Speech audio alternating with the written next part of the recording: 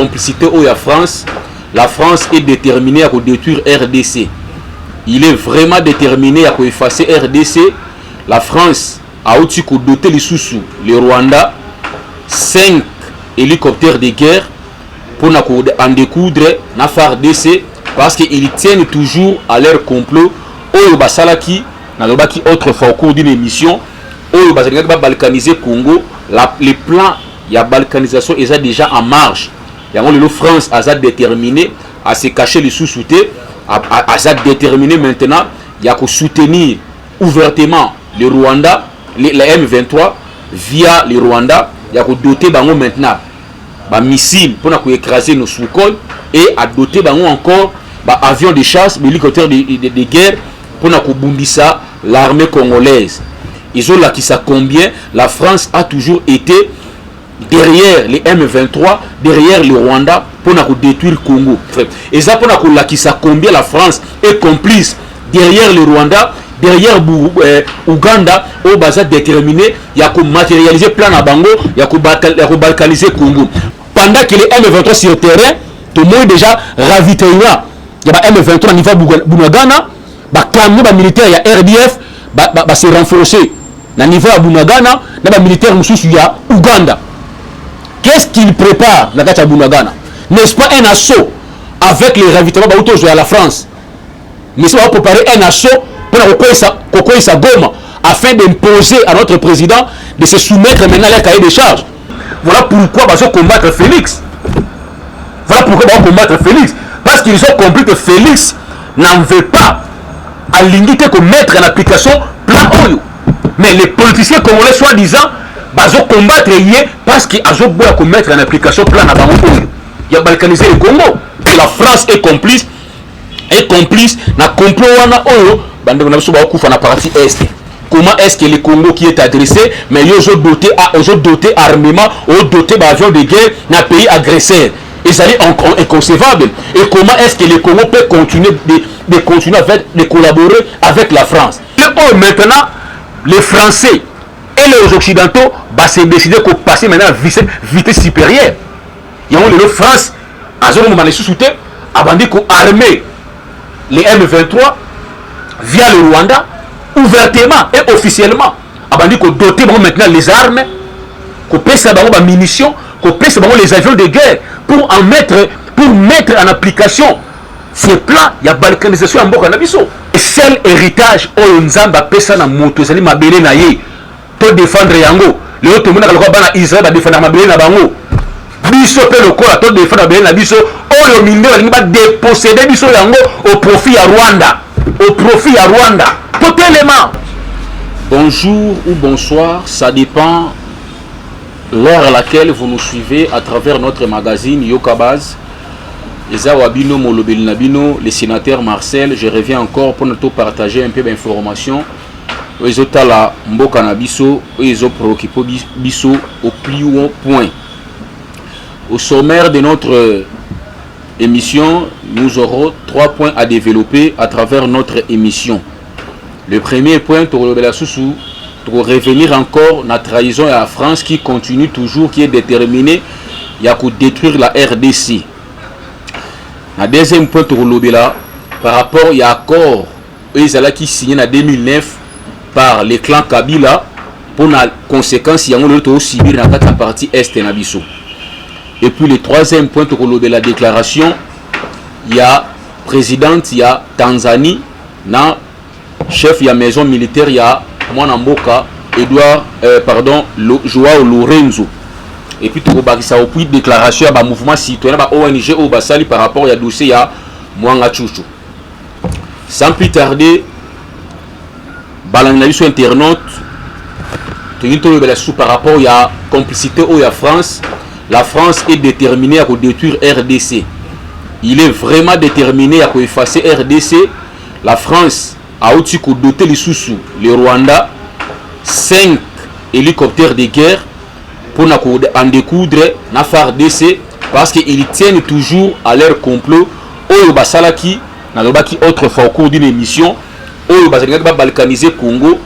Les plans il y a balkanisation est déjà en marche. Yango le France a déterminé à se cacher les sous-soutés, a déterminé maintenant, il y a que soutenir ouvertement le Rwanda, la M23 via le Rwanda, il y a que doter bango maintenant ba missile pour écraser nos Sukhoi et à doter bango encore ba avions de chasse, hélicoptères de guerre pour bundisa l'armée congolaise. Mais chers internautes, bon comprendre ça qui bino ah OK, les complots état international. Pour revenir toujours en France. Moi je pense que ça revient maintenant aux Congolais et au gouvernement congolais. Il y a que saboter aux Ezali les intérêts français na Katambo Kanabiso. Les gouvernements congolais devaient premièrement boycotter sommet à France-Afrique au Salamaka au cours de chaque année. Congo et boycotter yango et Zouarasou part na sommet on est à France-Afrique et puis Congo et bimanakati à francophonie. Et goza malamu pour la kisa France que nous sommes pas d'accord avec leur manière de faire les choses. Il y a que soutenir les groupes armés au baza ko andeye la population congolaise na partie est na bango. Comment est-ce que le Rwanda c'est un pays anglophone mais bozui la francophonie bo pesi yango na Rwanda ezali dirigé par madame Mishikiwabo ou aza rwandaise pendant que le Rwanda ezali pays francophone et anglophone. C'est inexplicable pendant que le Congo ezali premier pays francophone na kati Afrique ou na kanta monde awa le baga français mais bozui gestion ya francophone bo pesi na Rwanda.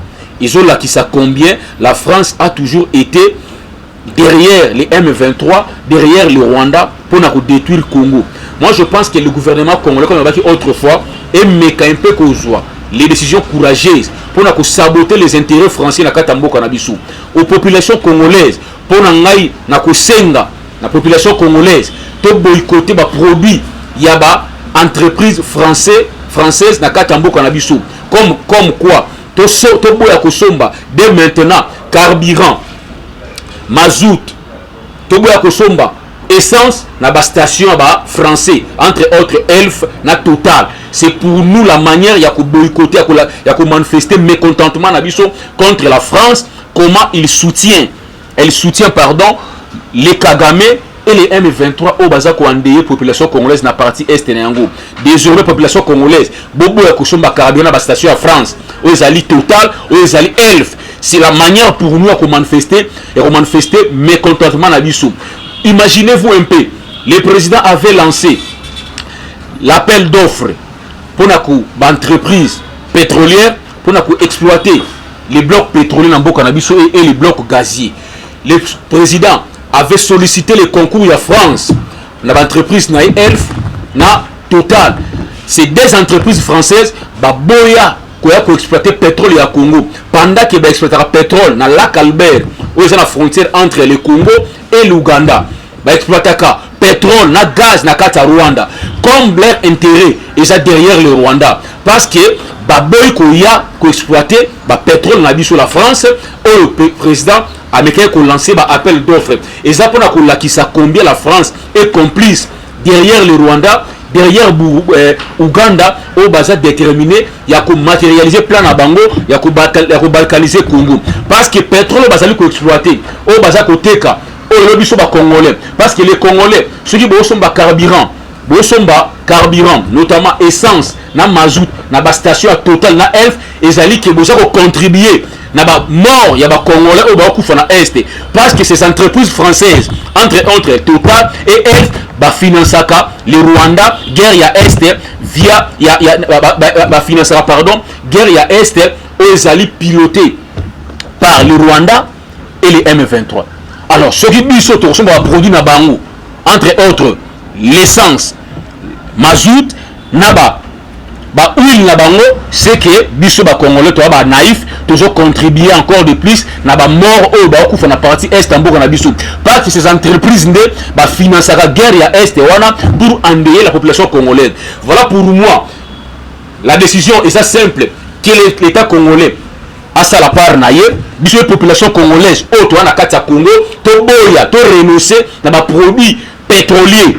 Il y a une entreprise française na katambo cannabis entre autres Elf na Total. Tobo ya kosomba carburant na bango, tobo ya kosomba produit na bango et ko sala ke ko pilir bango, ba ko na entreprise na bango et ko kendi. Parce que c'est des entreprises et à la base, il y a financement, il y a guerre, il y a est et wana pour na ko boma peuple congolais ba ko fa la partie est en mboka na biso. Que le peuple congolais ba telema.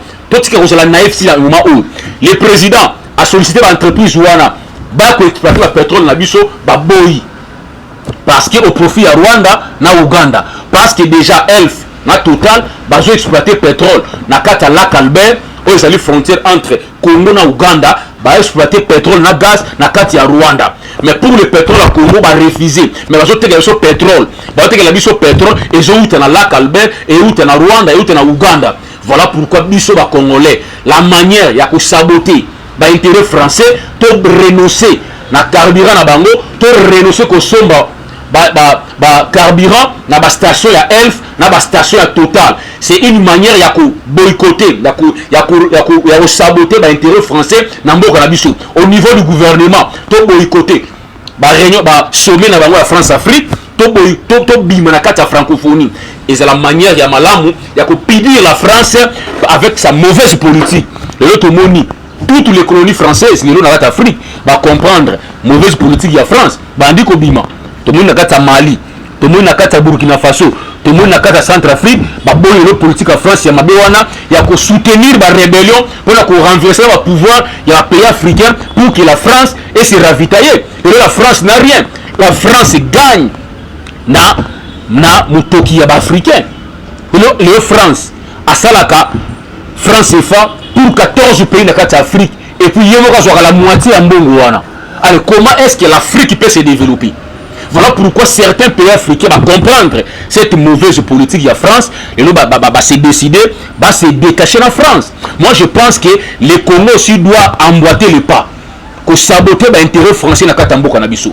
To bima na kata francophonie, to bima na to saboter, to renoncer na sommet wana ya Afrique France o esala makashaka année, to bima na yango. Parce que ceux qui ont continué à participer à la remarque, c'est comme si tu étais la complice, il y a l'intégration pour la partie Est. Quant à la population congolaise, tu dois comprendre, tu as lancé le Kouana partout aux alliés, il y a des gens qui sont en Moutuka, à Somba, sur les produits français, na la station à F na Total. Parce que mon Kouana a contribué pour la partie Est et en Bokanabiso. Alors, tu as saboté l'action française, tu as saboté l'intérêt français dans Bokanabiso. Population congolaise partout besoin de nangai bon refuser désormais que somba carburant na station à Elf na station à Total au c'est français parce que ces deux entreprises françaises y ont contribué à na guerre na la partie est en na biso au peuple congolais au kufa matin midi soir. Moi je pense que c'est le malam la France est complice na complot wana oyo bande na biso ba kufa na partie est. Comment est-ce que le Congo qui est adressé, mais ils ont doté armement, ils ont doté d'avions de guerre dans un pays agresseur.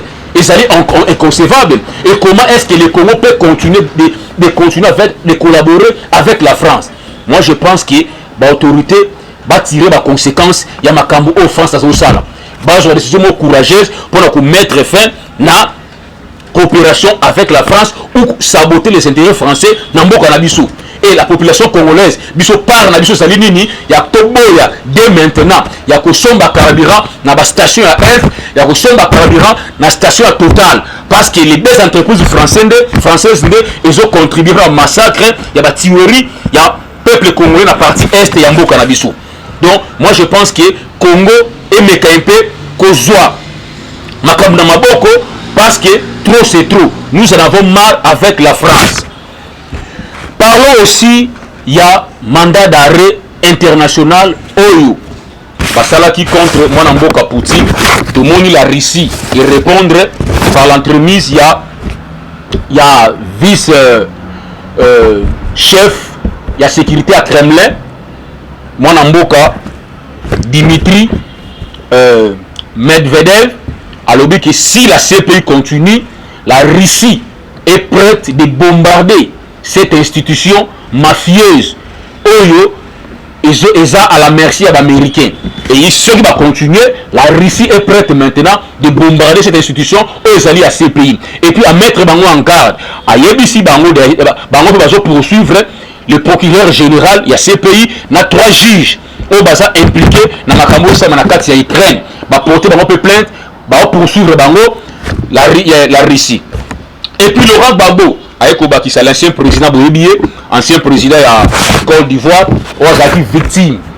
Il y a barbarie aux militaires français parce qu'il y a Kati Yambo Kanaye, il y a un président en fonction, un président qui a été élu par son peuple, il y a comme un voleur, comme un simple monsieur, qui s'est solibati, même dans ses anglais. Alors, mais moi je pense que Makasi, il y a Poutine, Nakata Russie, comme il y a Gbagbo Nakata Mboka Nangai. Voilà un peu ça. Les Africains, ils comprendre que cette cour internationale, la fameuse cour pénale internationale, et ça qui une histoire où créer pour toujours que Sambou soit président, dirigeant africain. Parce que les Oyo, tant que vous qui mandat d'arriver, Kanga, Laurent Gbagbo, Nakata Mboka Nangai, président en fonction, bon humilié devant ses enfants, devant sa femme, jusqu'à ce que l'homme Bilamba, et c'est là qui sont les mingi par les militaires français. Mais bah je courage voilà bah celui qu'on a Gbagbo bah kende ko kanganango mon mboka Vladimir Poutine na kata Russie que les Américains aillent l'arrêter na kata Russie et c'est une bonne chose. Oyo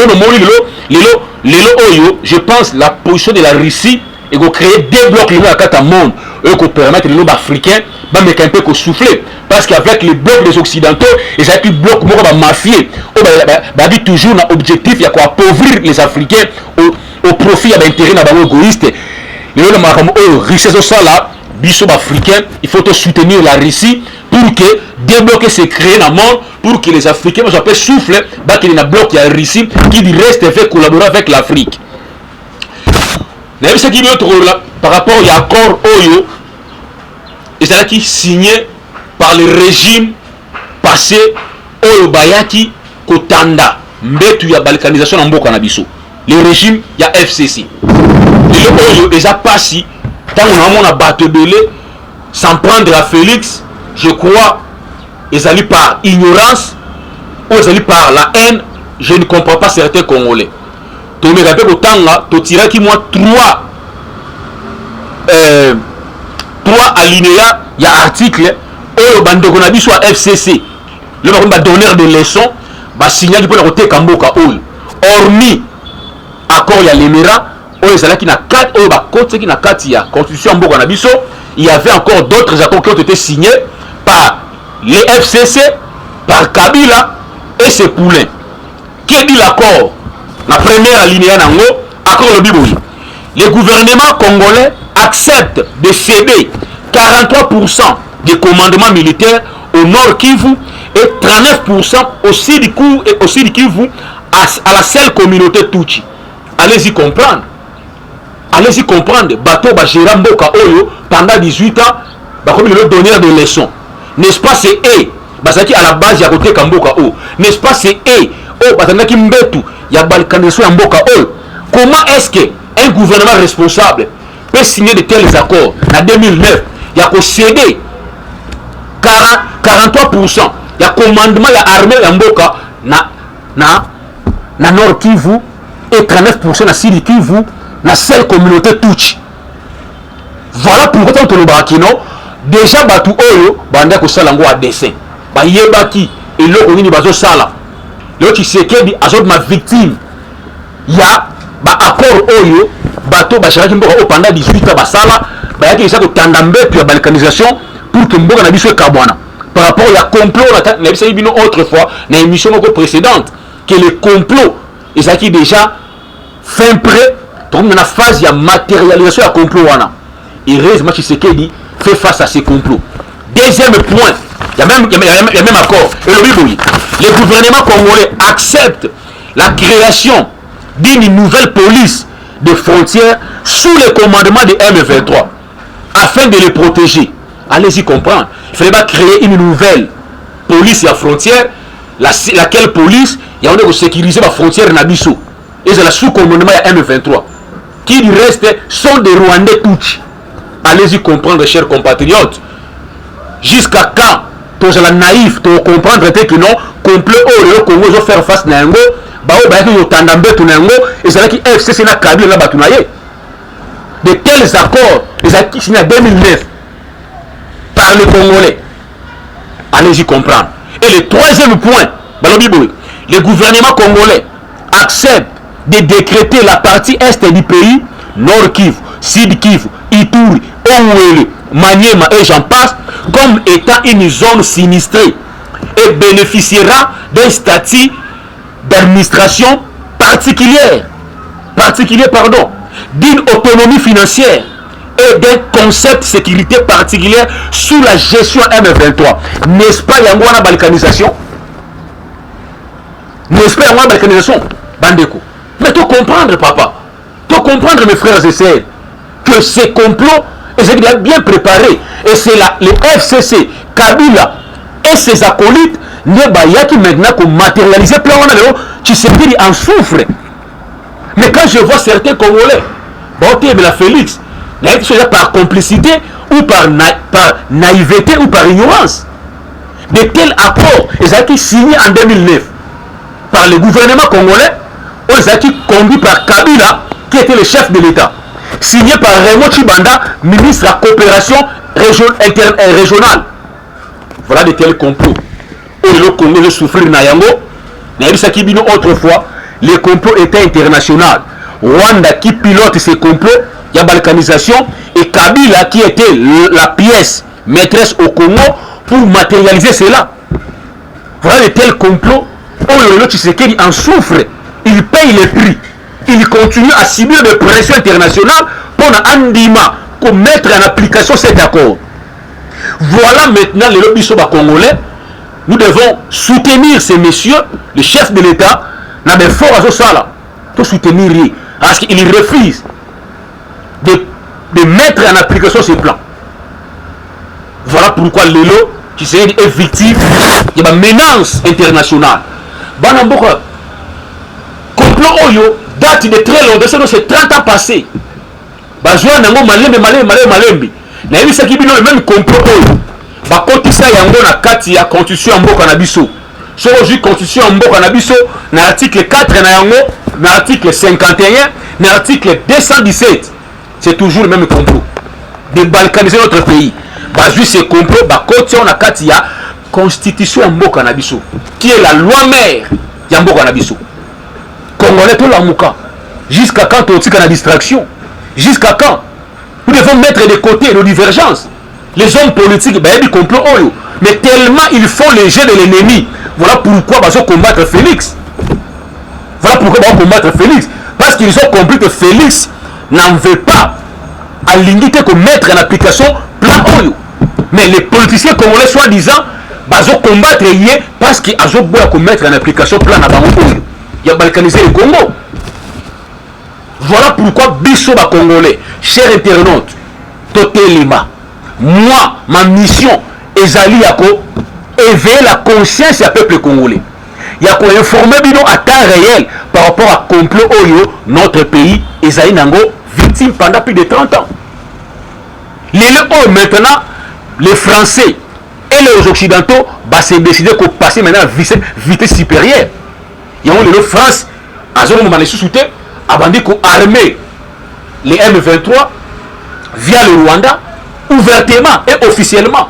Abandonné qu'on doter maintenant les armes, qu'on pèse des munitions, qu'on pèse les avions de guerre pour mettre en application ces plans. Il y a balkanisation en Mboka Nabiso. C'est à nous les Congolais, totalement, comme un seul homme, pour se ranger derrière notre chef de l'État, pour faire barrière à un complot international, mes frères et sœurs. Parce que ce complot n'est pas contre la personne de Tshisekedi. Ce complot, c'est contre la République. Je vous avais dit la fois passée que le seul héritage au Nzamba pesa na moto zali mabele na ye pour défendre yango. Le autre monde ka bana Israël ba défendre mabele na bango. Biso pe le quoi to défendre mabele na biso oyo minde ba déposséder biso yango au profit à Rwanda. Au profit à Rwanda. Totalement. Chers internautes. Mais il y a un dossier Sabino Awa, je crois que l'Angola, la semaine passée, moi, Joao Lorenzo, a Kindaki na devant congrès les deux chambres na bango pour la Kosenga envoie la militaire angolais pardon, na mboka na biso ba ko aider biso.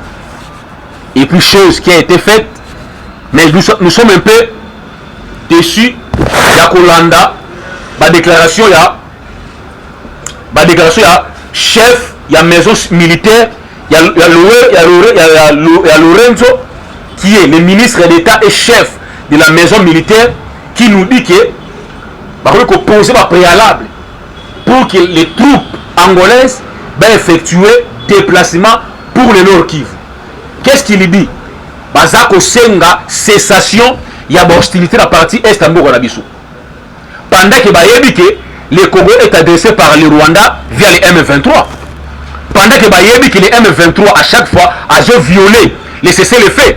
Comme on a violé, on a mouchaki, on a attaqué la position. Il y a FARDC le samedi. Heureusement, la force, il y a autodéfense. Nabiso, bazo combattre aux côtés, il y a FARDC, metaki bango en déroute. Mais maintenant, c'est le ministre d'État. Azo senga la cessation, il y a hostilité. Et puis, alors que l'armée angolaise est liée à Congo pour la combattre contre M23. Maintenant, ça commence maintenant à déranger. Comment est-ce que le chef de l'État a fait un déplacement dans Angola pour que senga appui à l'armée angolaise pour combattre aux côtés de FARDC pour bouter hors d'état de nuit les M23, mais tout le monde le langage, il y a ministre d'État, chef, il y a maison civile, il y a Angola, il y a Lorenzo a changé langage, déclaration a changé. Est-ce que c'est la diplomatie? Est-ce qu'il y a eu langage politique, langage diplomatique? Nous disons non, parce que la même déclaration est Ruto Salama et pas la présidente. Il y a Tanzanie. Il y a Tanzanie. Sulu Samia. À autre moment clair. Or, les forces régionales, créer qui yango pour la mission moko. Il y a que bouter hors d'état de nuire, il y a territoire congolais, les forces négatives, les groupes armés, y compris les M23. Mais comment est-ce que revirement de Salami, la présidente, il y a Tanzanie, et puis la chef d'État, ministre d'État, et chef, il y a maison militaire, il y a Angola, le bakino, troupe na bango, et na Congo pour la rebondate, mais il y a pour la renini, qu'on négocie. Moi, je vous avais dit autrefois que le Congo est victime d'un complot international dont les pays membres, il y a Union africaine, Baza, Bayebi Yango. Peu importe la volonté. Il y a un président africain, il y a Koyede Félix Tshisekedi, tellement ces présidents sont dépendants, les maîtres occidentaux, ils finiront toujours, il y a céder la pression. Les c'est revirement. Il y a présidente, il y a Tanzanie, Sulu Samia, revirement. Il y a Joao Lorenzo via son ministre d'État et chef de la maison civile qui nous dit que les troupes angolaises sont pour la rebondater. De l'autre côté, la présidence de la Tanzanie la force tanzanienne est pour le maintien de paix. C'est-à-dire la même mission que la MONUSCO. Vous comprendrez qu'il y a quelque chose qui se cache dans la déclaration. Voilà pourquoi on va chaque fois que notre chef doit comprendre que nous soit sali confiance na ba occidentaux a échoué. Soit sali confiance na ba chef d'État africain a échoué parce que bango nyonso wana ba yebi complot oyo Congo est victime na yango. Voilà pourquoi j'en appelle à notre chef de l'État. Il n'y a que les Congolais et l'armée congolaise ne va sauver mboka na biso. Comptez na ba soutien extérieur, ils allaient encore empirer la situation. Parce que la force wana de trop ba na mboka na biso. D'une part toi na EAC, toi la force régionaux, toi la force à SADC, cela créera encore l'imbogrio na kata sol na biso pour na balkanisation mboka na biso et se précipiter. Que les chefs de l'État à comprendre le kouana, soit à renoncer na ba appel au asalaki et ba force régionaux wana ba na mboka na biso à renoncer na yango ni na otoko loba awa à connaître toujours que mettre des moyens à armée na biso faire DC comme mobiliser le peuple congolais pour faire face na complot wana. Du reste et ça dit poudre rosier comme j'avais dit autrefois parce que le monde revirement en Angola na président de Tanzanie ça cloche déjà, ça montre que non, bazui bon injonction, na ba mettre en pensée na bango qui sont des occidentaux. Parce que les occidentaux, balingi maintenant va passer à vitesse supérieure, il y a qu'on balkaniser un peu cannabis. Parce que cette dame dit quoi? La présidente Tanzanie, que nous devons négocier. Négocier avec qui? Avec les M23. Or, tous nous savons, agenda M23,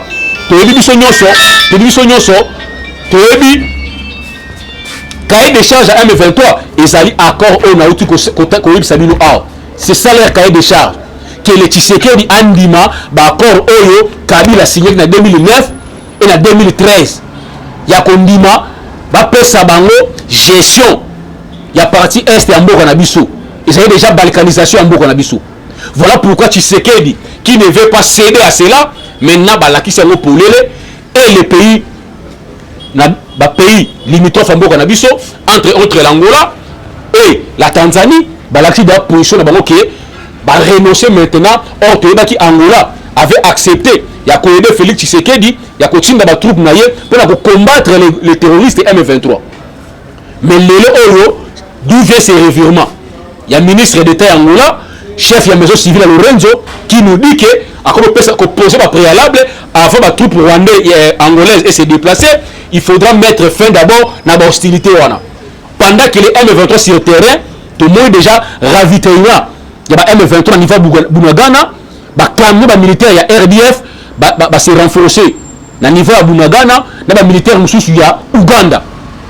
Qu'est-ce qu'il prépare dans la Bunagana? N'est-ce pas un assaut avec les ravitaillements à la France? Mais ça va préparer un assaut pour sa Goma afin d'imposer à notre président de se soumettre maintenant à la cahier des charges. Voilà pourquoi Bissot, même les militaires qui sont au front, battez les mains. Constant Dima, quand la déclaration de ça là, ils ont tenir débouté. Toi tu es militaire, la diplomatie ne vous concerne pas. Yo diriger ma troupe, lancer ma offensive contre ces mouvements rebelles. Tu n'as pas à attendre les négociations ou la diplomatie. Toi tu es militaire, nous sommes allés défendre, intégrer le territoire en Mokanabiso. Voilà pourquoi que les chefs de l'État à comprendre que non, les complots est comme déjà visible à l'œil nu, même par certains partenaires africains, l'axi position à Bango, entre autres le président, la présidente il y a Tanzanie, et puis le roi Lorenzo via son ministre d'État, chef de la maison militaire, il y a Lorenzo. Voilà pourquoi il y a le Bassou Awa par rapport à la déclaration, il y a ONG, Oyo, imposé Oyo, et des mouvements citoyens qui font une déclaration demandant la libération. Il y a Rwandais Tuchi Edouard Mwangachuchu. Moi je pense que l'État congolais a se laissé souffrir. Parce que tous ces mouvements citoyens, tous ces ONG sont financés par les Occidentaux. Nous en savons quelque chose. Moi qui vous parle, lorsque un mouvement citoyen, 2015, 2014, 2015, nous avons été sollicités. Toyebi ba financer la corona. Ils ont la puissance, la force, ils ont pays étranger. Voilà pourquoi les ennemis à Congo, ils sont congolais. Et puis ils libérer Edouard Mwangachuchu qui est impliqué dans la tuerie, dans le pillage, il y a côté en Boka Nabiso, mais les ONG, et les mouvements citoyens pour demander sa libération. Que le gouvernement congolais Kanga, ces activistes soi-disant des mouvements citoyens, parce qu'ils sont complices. Parce qu'ils ont été soutenus par des mafieux au bandit qui exploitaient le minerai congolais. Parce qu'à l'époque, lorsque Kabila avait changé le code minier, il utilisait moyennant des millions de dollars. Il y a une conférence dans les États-Unis, ces mouvements citoyens. Parce que nous avons aussi été contactés dans l'état de Toboya Kiyango. Parce que nous sommes des patriotes. Comme nous avons travaillé en connivence avec Bateau, nous allons vous tenir à l'œil. Donc, citer nommément à l'émission prochaine pour la retraite de Congolais, qui va complice Yamboka. Lorsque Kabila a touché code minier, Bengabino, la première rue, Toyebi, dans l'hôtel, Bojambongo, pour combattre Kabila à l'époque parce que a touché qui va code minier et touché qui va intérêt à mettre Nabino entre être les Soros et consorts te libino bien va financer Rabino va officine étrangère va pesa Rabino mbongo pour combattre le gouvernement établi na kata Congo pour l'intérêt na bango. Voilà pourquoi l'État congolais a mis un peu de kanga toutes ces ONG internationaux bakanga yango bazo na bamboka na bango na mouvement citoyen wana o ba travailler en connivence contre la République. Comment est-ce que un monsieur Edouard Mwangachuchu qui est la plaque tournante, il y a pillage, il y a ba colta congolais au profit de la puissance internationale, au profit de Rwanda, bakangiye vous au télémi avec une déclaration pour la libérer. Trop c'est trop. Le Congo n'est pas quand même une poubelle. Le Congo n'est pas un dépotoir. Que l'État congolais a mécamena que ça a exercé autorité naïe. Il faut les arrêter ces gens. Il faut que Benyanaba ONG na mboka na biso. Pourquoi seulement au Congo ces ONG ont courage à Koluba? Pourquoi na Rwanda ba le baraté? Pourquoi na Brazzaville ba le baraté? Seulement au Congo. À cause de la démocratie, voilà pourquoi les gens se permettent de tout dire, de faire de n'importe quelle déclaration. Que l'État congolais a même exercé autorité naïe. Quand on a ONG, quand on a un mouvement citoyen, parce que trop c'est trop. Toujours Bakangi ba ADF na Nord Kivu, ba cette déclaration, ba libérer ba ADF. Voilà des complices du mouvement citoyen. Nous vous tenons à l'air. Trop c'est trop. C'est vous qui travaillez en connivence avec les ennemis en Mboka eux pour balkaniser le Congo. Parce que vos intérêts, vous aurez un monde dans Bango. Il y a des Soros et consorts. Trop c'est trop. Que l'État tout le quand même. Jusqu'à quand tu retourner la bêtise eux? Pourquoi ailleurs ça ne se fait pas? Soit déjà la ONG à droit de l'homme. Lorsque ces gens tuent au Congo, bon le baraté. Trop c'est trop que le gouvernement congolais a tellement à se prendre en charge pour mettre fin à le mouvement citoyen dans la ONG à droit de l'homme. Parce que trop c'est trop. Les autres gens qui sont les coups sont katabatu.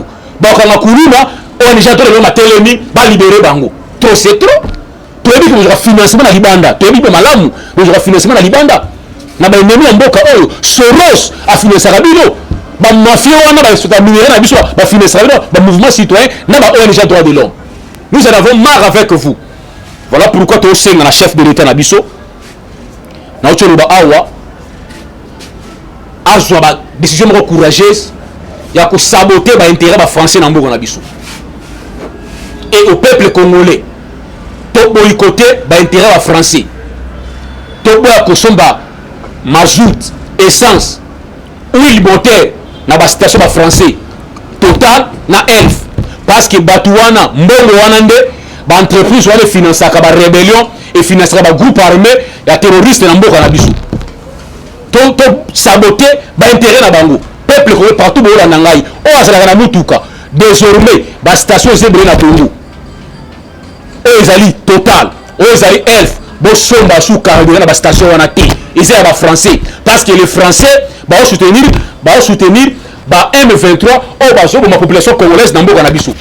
Et au gouvernement congolais tout menakata francophonie. Quel est l'intérêt à Congo na kata francophonie? Intérêt zani. Tout menakata francophonie parce que le Rwanda qui est un pays francophone mais bon gestion la francophonie au pays na Rwanda. Et je dis que c'est moqué le peuple congolais. Pendant que le Congo est le premier pays francophone dans le monde.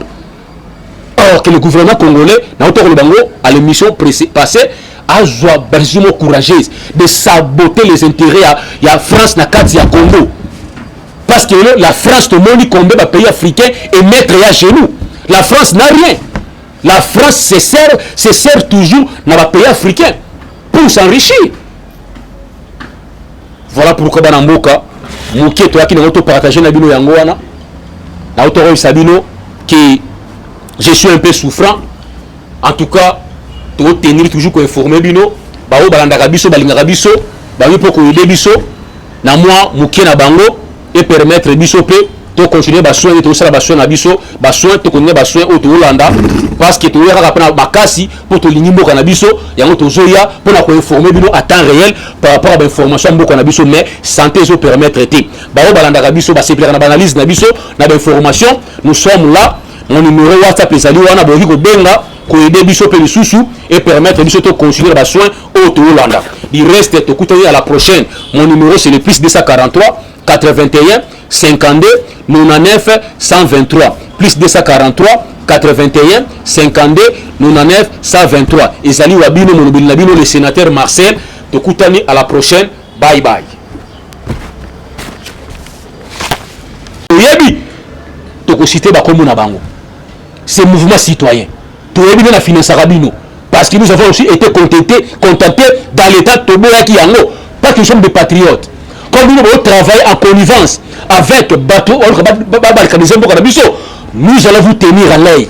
Donc citer nommément à l'émission prochaine pour la retraite du Congolais au Balanda Kabila qui va complice Yamboka ou. Lorsque Kabila a touché code minier, Benga Bino, Barré Mano Salama à la première rue, Toyebi, na ba hôtel, besoin mbongo pour combattre Kabila à l'époque parce que a touché qui va code minier et touché qui va intérêt à mettre Nabino. Entre être les Soros et consorts, tu dis bien, parce que la finance Rabino, l'officine étrangère, la paix Rabino Mbongo, pour combattre le gouvernement établi dans le Congo, pour l'intérêt dans Bango. Voilà pourquoi l'État congolais a mis un peu de Kanga. Toutes ces ONG internationaux, Bakanga Yango, Bazo de Bamboka na Bango, dans le mouvement citoyen, on va travailler en connivence contre la République. Comment est-ce qu'un monsieur, Edouard Mwangachuchu, qui est la plaque tournante, il y a pillage, il y a des colta congolais au profit de la puissance internationale, au profit de Rwanda, Bakangiye, vous au Télémi, avec une déclaration pour la libérer. Trop c'est trop. Le Congo n'est pas quand même une poubelle.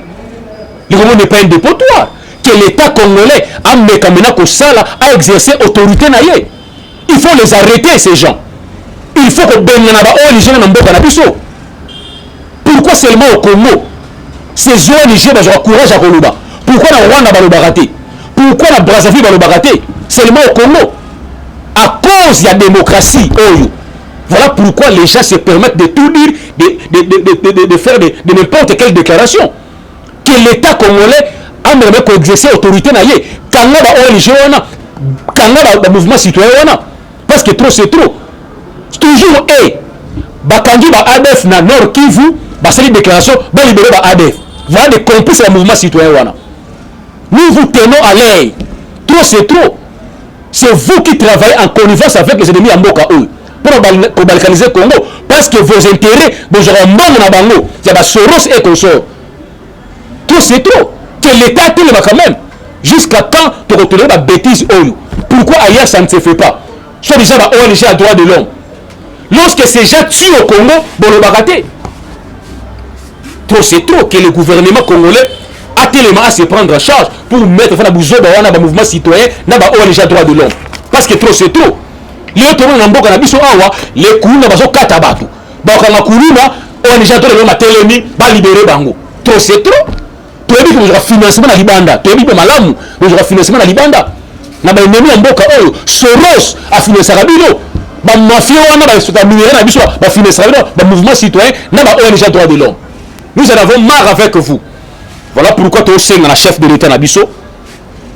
Na otolo ba awa azwa ba décision courageuse ya ko saboter ba intérêt ba français na mboka na biso.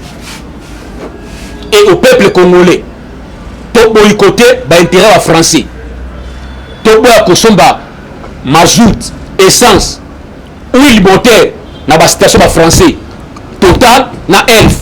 Parce que Batouana, Mbongo Wanande, ba entreprise wana finance ka ba rébellion et finance ba groupe armé ya terroriste na mboka na biso. To saboter ba intérêt na bango. Peuple ko partout bo la ngai. O azala na mutuka. Désormais, ba station zebre na Tongo. O ezali total, o ezali elf. Bo somba sous carburant na ba station wana té. Ils sont français parce que les Français vont soutenir ba M23 au ma population congolaise dans Mboka na biso et au gouvernement congolais. Tout menakata francophonie. Quel est l'intérêt à Congo na kata francophonie? Intérêt zani. Tout menakata francophonie parce que le Rwanda qui est un pays francophone mais bon gestion la francophonie au pays na Rwanda. Et je dis que c'est moqué le peuple congolais. Pendant que le Congo est le premier pays francophone dans le monde.